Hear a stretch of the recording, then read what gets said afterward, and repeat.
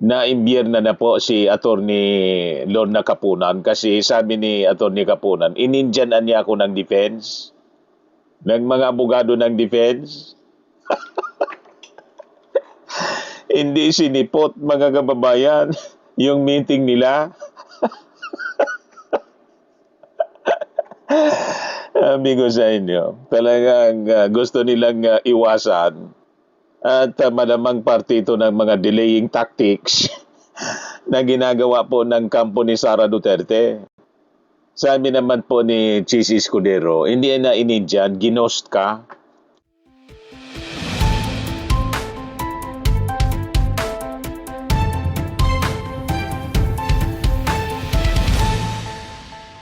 Hello po mga kababayan, nanood kayo po, nasubaybayan ninyo yung impeachment trial ni Sara Duterte ngayon, day 14.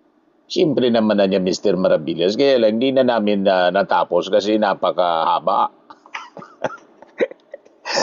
Ako din, mga kababayan, sabi ko, pakinggan ko na lang yung mga balita, mga summary na mga balita kasi hirap subaybayan kasi ubos yung oras natin.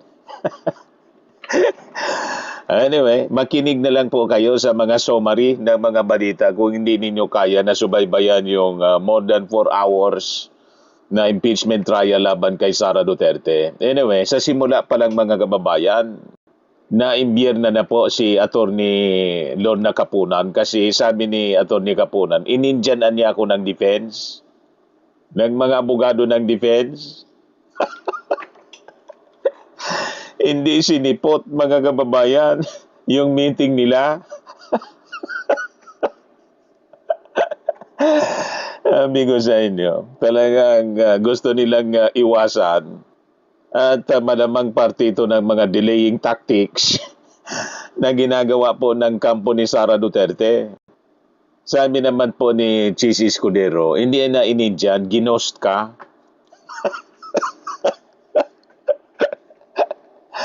Di ba, mga kababayan?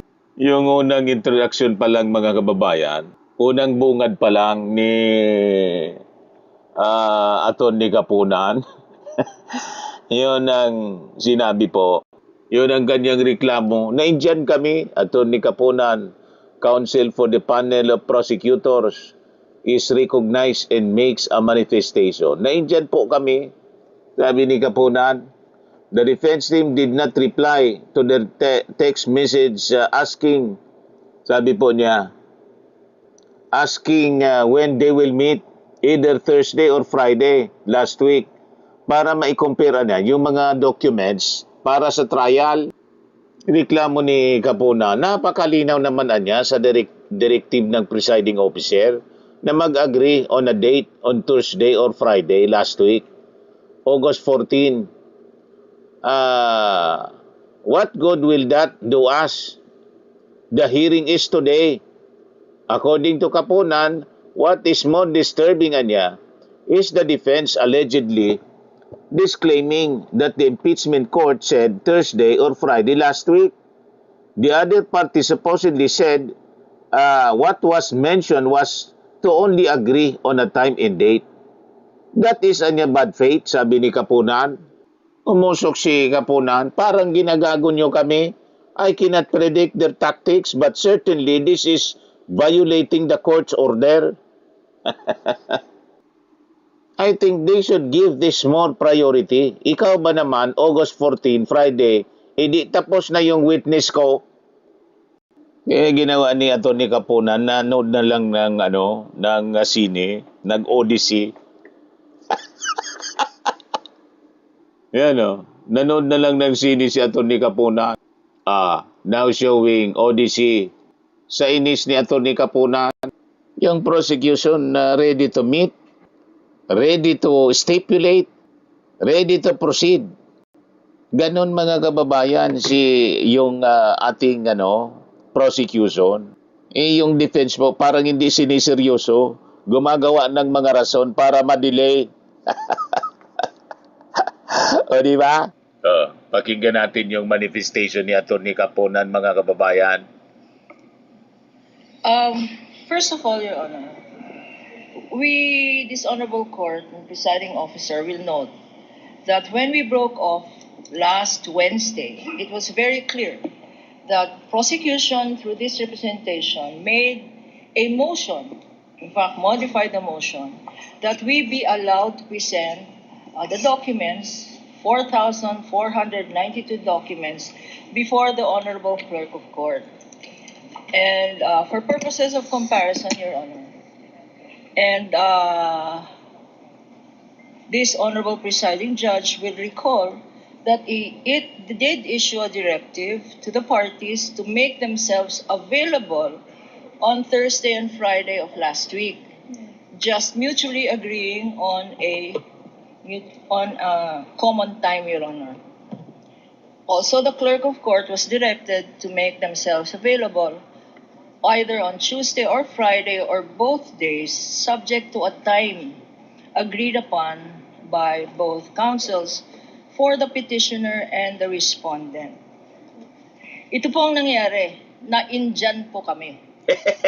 Why do I say that? Wednesday, Naindiyan. we made a text message, and I have the text messages here. When do we meet? Tomorrow or Friday? Wala pong sagot nung Wednesday. On Thursday, we waited the whole day. Kailan tayo magmi-meet? Thursday na ngayon. Friday na bukas. Our witness will be on board on Monday. Wala pa rin sagot, Your Honor. The whole day of Thursday. At the end of Thursday, at the end of office hours, Thursday, Your Honor, and we have the evidence here, at 5:38 in the afternoon of Thursday, they texted, counsel for the respondent texted to say, we are available on August 14. This coming Friday, Your Honor, August 14, when napakalinaw naman sa directive ng presiding officer na mag-agree on a date on Thursday or Friday of last week. August 14, what good will that do us? The hearing is today, August 10, and they want us to appear before the clerk of court to compare documents on August 14. For what purpose, Your Honor? Now, the text message is even more disturbing because apart from saying sa August 14 na lang, they even disclaim the fact that this honorable court said Thursday or Friday last week. Wala naman daw sinabi ang presiding officer except to set a time, date, and time mutually agreed upon by the parties. That is bad faith, Your Honor, because sinabi ng presiding officer ang specific dates, Thursday or Friday last week. Wala daw sinabi ang presiding officer. And the presiding officer will recall that you time but not on the dates. Now we are told August 14. The clerk of court over the weekend also was waiting for notice from both parties. And we got a call from the clerk of court saying, walang sinabi sa amin except August 14.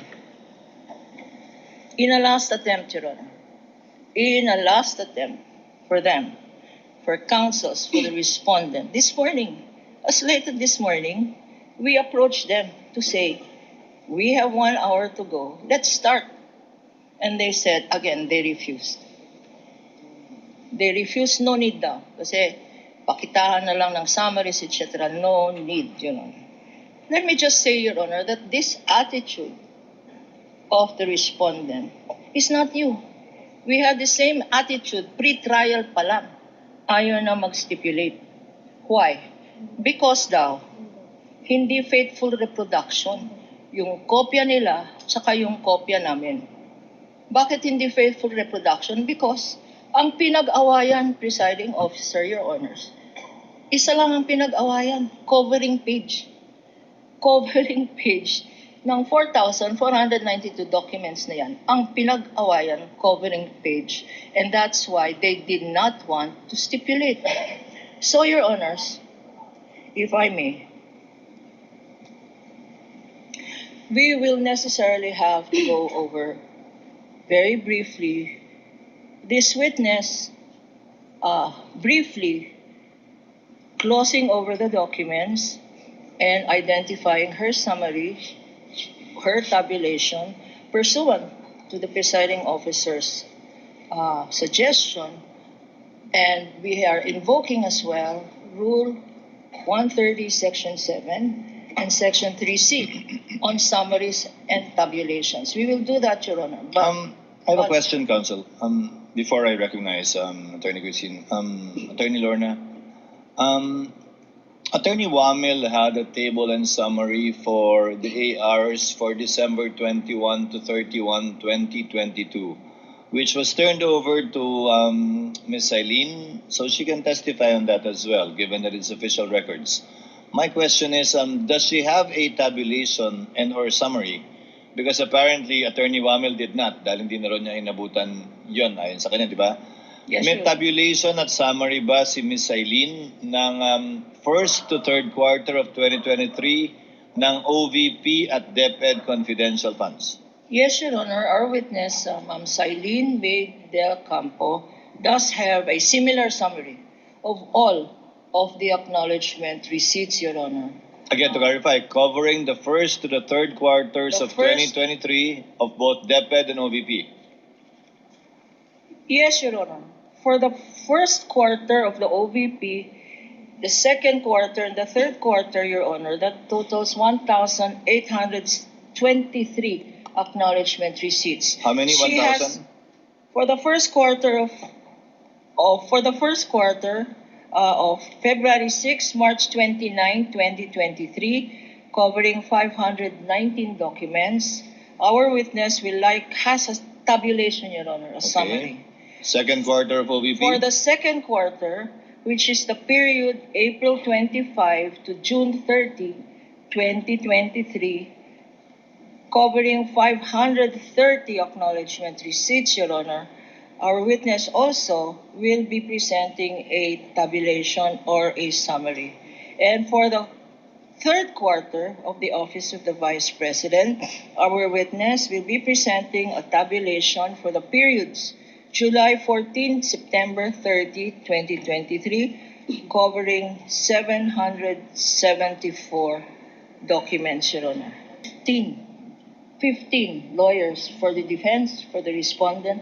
They did not have enough lawyers, nor the time to comply with the directive of this Honorable Presiding Officer. Lastly, Your Honor, in any event, Your Honor, there is no denial of due process. They will have the opportunity when all of these documents are presented in a formal offer of evidence.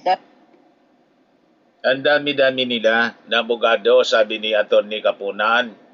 15, 16 nga eh. 16-member defense team. Pero wala silang panahon na mag-comply. O di ba? In-Indian sila, mga kababayan. Kinukulang pa ng abogado niya. Yan ang sabi ni Atty. Kapunan. Talagang sinasadya po na huwag mag-comply. Kaya ituloy natin, mga kababayan. That is their time to compare. That is their time to make their comments. That is their time to raise their objections, Your Honor, when it is formally offered in evidence in due course.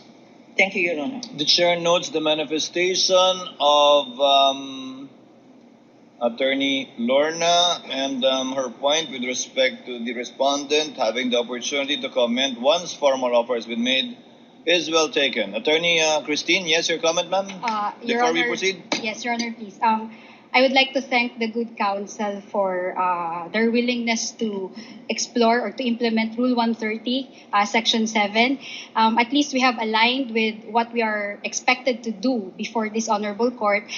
In fact, Your Honor, earlier this morning, I was asked by one of her partners about the comparison. And I actually told her partner, Attorney Lazaro, Attorney, we don't even need to compare the exhibits in order to expedite the proceedings. Because first of all, that's the authenticity of the exhibits is something that the court will have to decide.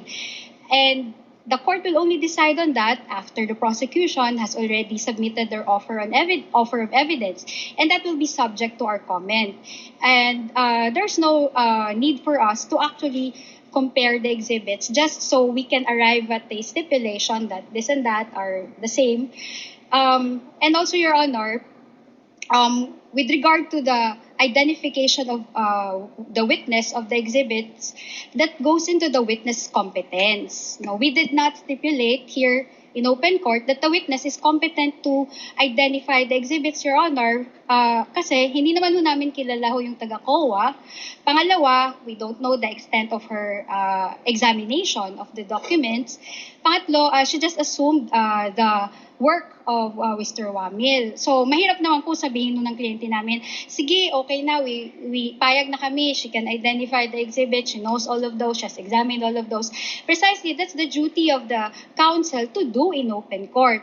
Now, there's Rule 130, Section 7, and for those of you who are litigating before the CTA, you already know this rule, that a witness can testify based on a summary, and that would actually show that he's competent to testify on the exhibits by reason of the summary that she made. And that would attest that she has examined all of the documents that are contained in the summary. That's why yun po yung sinuggest ko sa counsel ng kabila. Sabi ko, we will not even object, attorney, as to how many exhibits you will identify, or you will have as samples, kahit 10 per quarter, or kahit 100, or kahit wala. Diba? If you check Rule 130, Section 7, hindi naman ho ni-require na isa-isahin ho yun. At hindi ho nire-require, Your Honor, na kailangan ho namin mag-stipulate on the exhibits, on the authenticity, so that they can use Rule 130, Section 7. And if properly done po, Your Honor, I think they can identify or they can finish all 1 quarter in less than 10 minutes. I'm talking about that now. I'm talking about that based on experience. So, Your Honor, we don't object to their implementation of Rule 130, Section 7, as to the manner by how they will do it. We will also not object, but subject to cross-examination, Your Honor. Thank you. The manifestation, to this, Your Honor. ako na Just magre-respond. Ako na very magre-respond briefly. para sa kanya. Sa'yo, Attorney Kapunan. The chair did make issue an order for the parties to try to meet Friday or Thursday. However, for whatever reason, lack of lawyers or inclement weather, that did not happen. Chair, would just like to correct, hindi ka Attorney Lorna ininjan, baka ginost ka. Kasi hindi ka sinagot eh. Pero hindi ka ininjan, wala namang pinag-usapan date pa eh. In-ignore. Ghost na nga eh. Ghost na yung bago ngayon. Ginost. Hindi na. Ghost na yung bago ngayon. Ghosting. Ginosting. Alam niya talaga itong defense mga kababayan. Mahilig sa ghosting. Yung mga beneficiaries pa naman ng confidential funds mga kababayan, puro multo na may mga pangalan po na fruit salad na. Abay na added na yung mga chichirya. Lumabas mga kababayan, mga fruit salad na. Yan, sabi ni Atty. Lorna Kapunan, fruit salad, umirit si Prosecution Counsel Lorna Kapunan na tila fruit salad ang laman ng acknowledgement receipts para sa confidential funds ng Office of the Vice President. Ayan ba, gumawa ata ng fruit salad, may J. Kamote, may mangga, Miggy Mango, may Matthew Queso.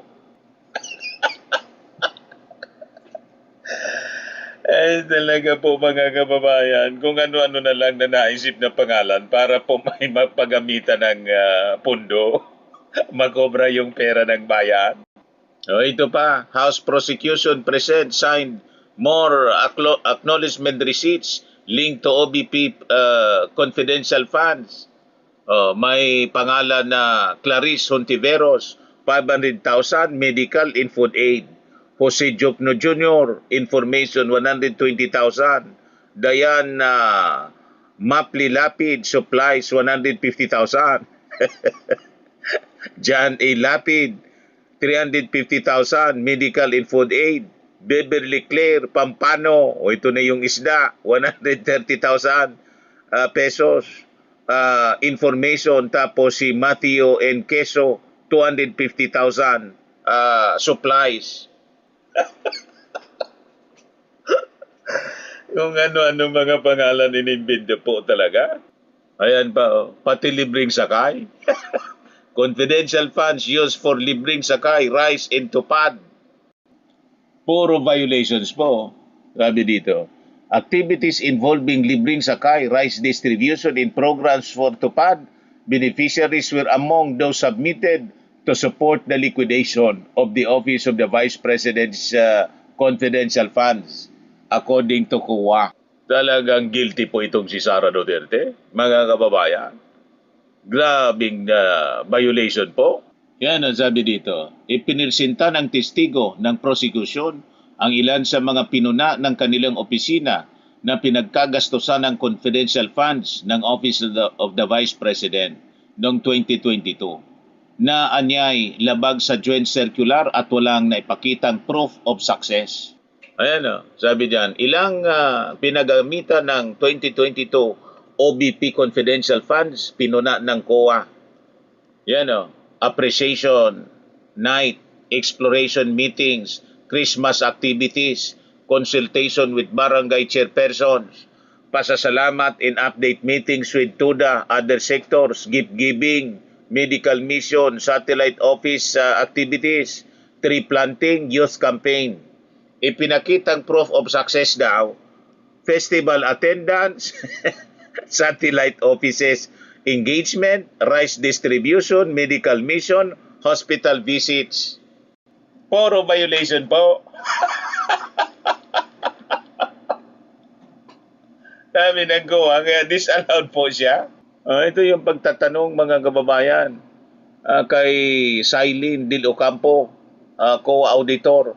Ang confidential fund po ay ito po yung lump sum amount na nasa General Appropriations Act na gagamitin po for confidential activities po ng isang ahensya, sabi niya.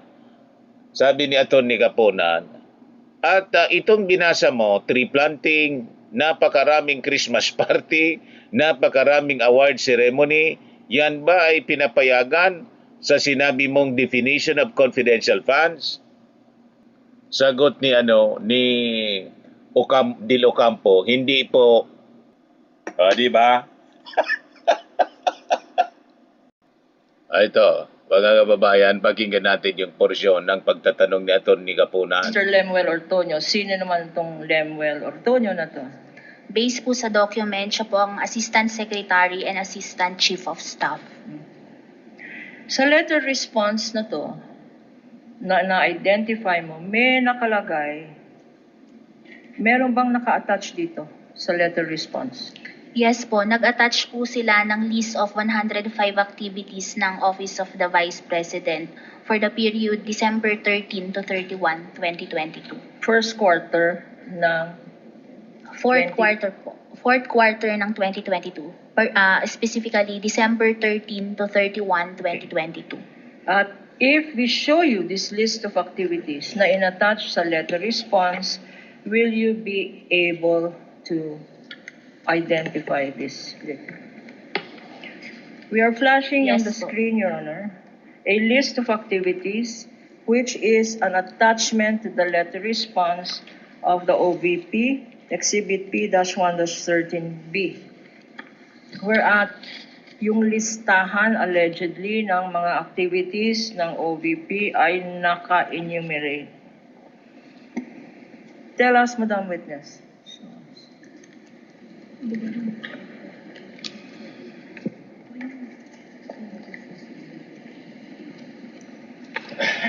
Flash on the screen. Tell us, Madam Witness, ano ang significance nitong mga list ng activities na sinubmit ng Office of the Vice President sa kanyang letter response? Anong ibig sabihin nun? List of activities. Ito po ay naging attachment nila as documents evidencing success of information gathering and or surveillance activities po na required po kapag nagkakaroon ng payment of rewards. Anong period covered itong list of activities? December 13 to 31, 2022 po. And what ang observation, itong activities na nakalagay dyan ay prior to the receipt of the Office of the Vice President of its confidential fund. Ito ba ay kino-confirm mo? Yes po, kasi yung cash advance po for 2022 po is for the period December 21 to 31, 2022. At kailan na tinanggap ang cash advance? December 21 po ang start. Hindi ba ang ibig sabihin ng liquidation report, sinasabi mo kung ano yung mga pinaggamitan mo ng cash advance? Tama ba yan? Opo, tama po. Okay. And sa palagay mo, compliant ba to? Kasi post-audit compliance ba ito? Based po sa document, Yeah. based po sa document na to, hindi po napakita dito na yung proof of success of the information gathering, at may mga activities din po dito na from December 13, 15, 17, 18 na hindi po sakop dun sa period of utilization ng cash advance, which is for December 21 to 31, 2022. So you mentioned a joint circular? Meron ka bang anong pinagbasihan mo kung bakit violation ito? Under po kasi sa Joint Circular 2015-01, kapag po ginamit ang confidential fund sa payment of rewards, subject po ito sa 3 conditions. Ano yung mga condition na yan? First po, it should be approved by the head of agency. Pangalawa po, it should be supported with documents evidencing success of the information gathering and or surveillance activities on account of the information given by the informer. And yung last po is, it should be directly related sa confidential activities ng agency po.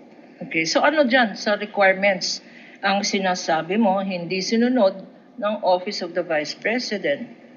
Ito po kasing listahan na to, sinabit nila as proof of success of information gathering to support the payment of rewards. Pero based po sa documents na to, hindi po namin nakita yung particular accomplishment. Okay, nakalagay sa dokumento examples ng activities ng Office of the Vice President for the confidential funds. Pakibasa nga for the record, no? Kasi tama ba yung basa namin? May tree planting, gift giving. Please read for the record, Madam Witness. Ano yung sinasabing pinaggamitan ng confidential funds? Dito po sa December 13, 2022, Department of Education 2022 Partners Appreciation Night in Mandaluyong City, Metro Manila. December 15 night. Sandali. Appreciation Night. Opo. Sa pagkaintindi mo, confidential activity ba yan? O nasa listahan ba yan Your Honor. ng confidential activities base sa joint circular? Based po dun sa enumeration kung saan gagamitin ang confidential fund, hindi po ito nakasama doon. Basahin mo pa yung iba. So hindi. Ano pa yung iba? Puro December violation po. 15, 2022, Yan, Knights of Rizal Supreme Council, 60th year of the Institute in Baguio City, Youth Campaign on Patriotism. Puro Meron violation. din po Compliant ba to sa listahan? based po sa joint circular, hindi po ito nakasama dun sa mga activities po under 4.8 kung saan pwedeng gamitin ang confidential fund. Basahin mo nga lahat ng activities na yan for the record at sabihin mo kung compliant ito. Kung ito ba mga activities ay pinapayagan bilang liquidation ng confidential funds.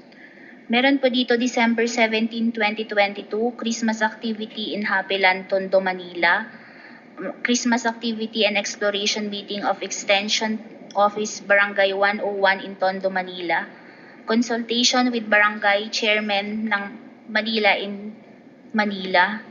Pasasalamat and update meeting TODA in Barangay Batasan Hills, Quezon City. May mga activity po dito na pasasalamat, coordination meeting,